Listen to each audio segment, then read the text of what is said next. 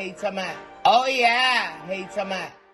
Good afternoon, Falcons fans. My name is Patrick Seals, and welcome to the 2022/2023 Atlanta Falcons Patrick Seals' favorite top 10 plays of the NFL regular season, man. Because, of course, we are in the postseason. The Atlanta Falcons are, like the rest of us, will be watching these playoff games from the comfort of our own homes. We can get up and go to the bathroom as we please and go get something to eat as we please and not have to worry about our team disappointing us or breaking our hearts this postseason. So instead, we will be reviewing my top 10 favorite plays of the NFL season, man. So let's get started, man. At number 10, my favorite play of the top 10 NFL season has to be Grady Jarrett sacking Tom Brady in week 5. The Falcons were down 21-15, and Grady Jarrett made a tremendous play on Tom Brady to sack him at 3rd and 5, but unfortunately, Tom Brady had cried out to those refs, and he asked for a penalty to be thrown, and he so graciously got it. The NFL referees granted Tom Brady a personal foul, roughing the passer call on Grady Jarrett that granted them a free first down. The Atlanta Falcons were clawing their way back into this game in the 4th quarter when Grady Jarrett again sacked Tom Brady, and Grady Jarrett got a personal foul flag for placing Tom Brady safely on the ground, and Tom Brady in return got a fine for this game because he kicked at Grady Jarrett, which would be more reason why Tom Brady he was exposed this game. This is my top 10. This is the top 10 play for me because Tom Brady got exposed this game on this particular play. Everybody saw that he cries out to the referees and he's a sore loser. Grady Jarrett didn't do anything illegal. He made a sound sack on Tom Brady, and Tom Brady just didn't like being hit, and this was going to be the catalyst for the Falcons to continue their comeback. The Atlanta Falcons were down 21-0, and they came back 21-15, and on 3rd down, they got a sack, which is going to give the Falcons back the ball and a chance to go back down and score a touchdown and potentially lead the game. But Tom Brady, as he's known, sore loser. He cried. We didn't get it, and we lost this game 21-15. So the number 9 play of the NFL season for the Atlanta Falcons has to be Lorenzo Carter's blocked punt return for a touchdown against the Los Angeles Rams in week 2. The Atlanta Falcons were down 28-3 in this game, and they scratched and clawed their way back into it, and they got a punt block back when they was building some momentum in the game. They had got a couple of touchdowns, and then another touchdown after this play. Lorenzo Carter had scooped it up and ran it for 26 yards for a touchdown that put us at 31-25. We ultimately lost this game because we ran out of time in this game, but this was on display on the fight that this team had throughout the season. No matter what the score was in the game, the Atlanta Falcons could be counted on to find a way to make it a close game. Now, number 8 on this list, Kyle Pitts' first touchdown here in Atlanta, in the Mercedes-Benz Stadium, in America. His first touchdown pass from Marcus Mariota. Kyle Pitts lined up wide left, and he was the sole wide receiver on the left side. Demir Bird had motion right and left Kyle Pitts on an island by himself, and Marcus Mariota had a play-action pass. He faked it off to the running back, and he looked right, and Kyle Pitts was immediately open on the slant pass, so Marcus Mariota let it fly to Kyle Pitts, and it was touchdown city here in the Mercedes-Benz Stadium against the 49ers, and where the 49ers had a tremendous defense. The Atlanta Falcons won this game, and it put us at 28-14, and Kyle Pitts celebrated with the Dirty Bird here in the city of Atlanta. You know what I'm talking about? All right, number 7 on this top 10 list, we have Drake London's second touchdown for Marcus Mariota. He caught a 14-yard pass from Marcus Mariota against the Seahawks in week 3 that gave us a score of 27-23. Drake London caught a pass, and he broke a tackle immediately. He broke another tackle, and this showed that this rookie had some fight in him. He broke 2 tackles and dragged another defender into the touchdown that gave us the lead of 27-23. We was losing at this point in this game until Drake London scored the go-ahead touchdown, and it just showed the display that these rookies have. Drake London being one of them, Kyle Pitts being a second-year receiver, and they showing the foundations that this team is going to display for the many years to come. Number 6 on this top 10 list that we have Desmond Ritter's first touchdown of his young NFL season. He threw a touchdown pass to Michael Pruitt, a 2-yard pass against the Buccaneers at home in Week 18 that tied the game up 7-7. Now, of course, everybody likes to claim and say that the Falcons won this game because the Buccaneers didn't start and they didn't play any good people. But Tom Brady at this point was still playing. So Tom Brady had went down the length of the field to score the touchdown. And in return, Desmond Ridder answered his touchdown with a touchdown to show him that he is right on the nip of his heels.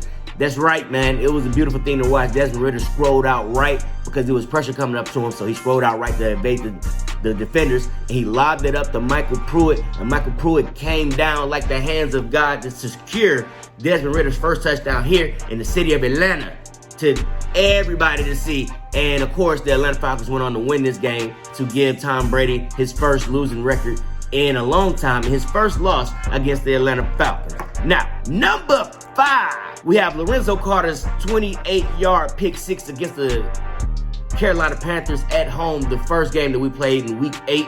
This pick six gave us the lead of 14-10. This back and forth game turned out to be a shootout that the Atlanta Falcons couldn't contain quite yet. But this pick six displayed the athleticism that Lorenzo Carter has to be able to go up for this pass, to break up the pass, swat it down, catch the ball, and just outrun everybody on the field. P.J. Hobbs couldn't get a lick on him, so he outran him, and he scored that touchdown to celebrate with the fans here in Atlanta, man. It seems like all the good things on this list are coming from when the Falcons play here at home, which just goes to show that the Falcons show out when they play here at home, man, and this is another display of that. Number 4 on this top 10 list, we have A.J. Terrell's fumble return that he in turn fumbled that Jalen Hawkins picked up in the end zone to secure a touchdown. The 49ers is the team that we played on this game in Week 6, and it gave us the lead of 14-0 because the Atlanta Falcons just trounced the 49ers.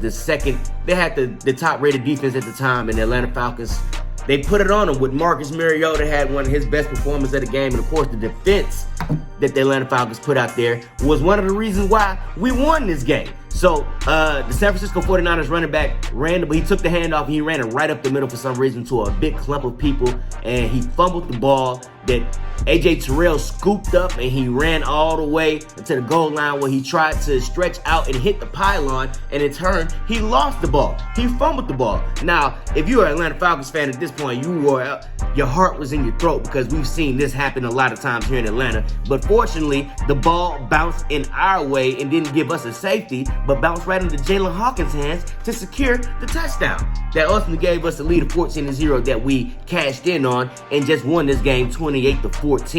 As we sent Kyle Shanahan back to San Francisco with another L against this Dirty Birds team, and he remembers what he did to us. Number 3 on this top 10 pick, we have Cordell Patterson's 103-yard kickoff return against the Bears in Week 11 that gave us a 7-14 loss. We were down 3 points at this point, but Cordell Patterson had previously fumbled the ball his last time touching the ball, and the Bears had went up 10 points on us, 17-7. And so on the ensuing kickoff return, Cordell Patterson took the ball and he went into beast mode. He outran everybody. He split defenders. He evaded. He dodged him. He juked him. He went all the way to the house, 103 yards. I believe he's still running out there right now. And of course, he broke a shoelace tackle at the last minute to secure that touchdown, man. And of course, I was going crazy at the TV, yelling and screaming, and I'm pretty sure all the fans in the Mercedes-Benz Stadium was doing the exact same thing, because this moment here will forever be remembered, because this is the moment that Cordell Patterson broke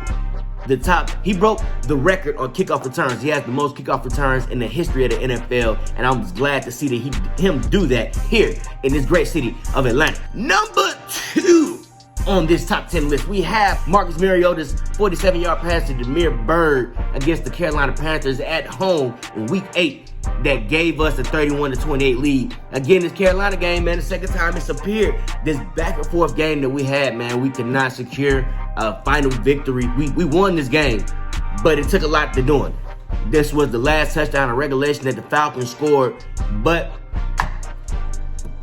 anyway, so Marcus Mariota had pressure coming up to him on the middle, so he scrambled right to get a little bit of space, and he found Damiere Byrd, and Damiere Byrd took care of the rest. He outran all the defenders. He made them look silly, and he broke a shoelace tackle to secure that touchdown, man. It was a beautiful thing to watch. I didn't think he was going to score. I also didn't think he was that fast, but he showed me who his name was, and I will forever remember Damiere Byrd. Now, before we unveil the #1 pick of the season, I want you guys to like, subscribe, share, comment, and go watch my other videos I've been doing with my cousin. He's a Philadelphia Eagles fan, and they are in the NFC Championship, and we found out who they play today. So don't forget to like, subscribe, share, comment, and be on the lookout for our reaction videos to the upcoming playoff games, because like I said, he will be appearing again on this channel because he's a Philadelphia Eagles fan, and we will be reacting to whoever they play in the NFC Championship. Now, and finally, the #1 pick on this top 10 list, we have Marcus Mariota 75-yard pass to Damiere Byrd against the Cincinnati Bengals in Week 7 that gave us a 28-14 loss. Now, I know what everybody's thinking, what a lackluster pick, but I love long passes. It's one of my favorite plays in the whole NFL and football in general. When a wide receiver is too fast for the cornerback to even stop, he runs right past him, and the quarterback throws it up to him, and he throws it beautifully into his arms, and the wide receiver doesn't even have to stop or slow down to speed up. He can keep his pace and catch the ball in stride and keep on running to the highs. Take it to the highs, take it to the highs. And that's exactly what Damiere Byrd did when we needed this, because we were down 28-7 at this point in the game. And this gave us another touchdown. We didn't win this game, but we did. Marcus Mariota had his longest throw of the season, a 75-yard beauty to Damiere Byrd. Unfortunately, he couldn't reproduce throws like this again, and this is one of his only throws of the season of such caliber, but it was a beauty to behold. Now, unfortunately, that is our list for today, man. My name is Patrick Seals. Y'all like, subscribe, share, comment. Let me know what you think the best player of the NFL or the Falcons regular season was, man. I'm Patrick Seals. I see y'all when I see y'all, man. Peace.